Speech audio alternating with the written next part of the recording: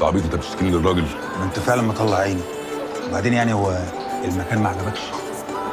عادي يعني. بقول لك ايه، نادر بيه في اي بي نادر بيه، خش.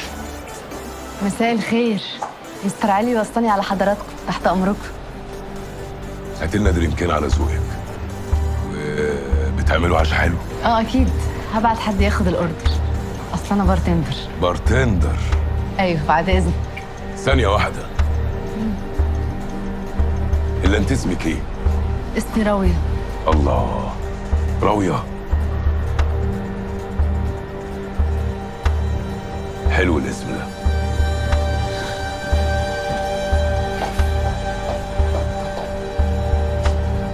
اخيرا يا نادر باشا، في حاجه مزعلاك ولا ايه؟ لا لا لا، بالعكس. ممكن شوية بس كده حلوين. اتفضل.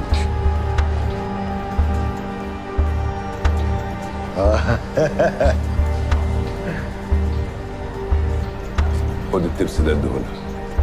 من قد ما نعدمها سعاده الباشا. انجوي. راوية، نادر بيه بعت لك التبس ده، ودي وحطيه في الصندوق. ما باخدش حاجه من حد، روح حطهم انت. انت جننت يا بت. ده نادر بيه الراجل قصدك انت، وبيمسي عليكي، روح اشكريه. حلوين. سعاده الباشا.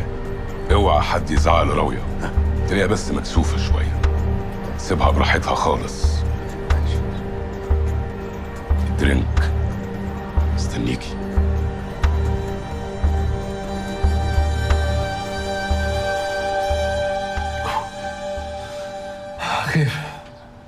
خير يا حبيبي.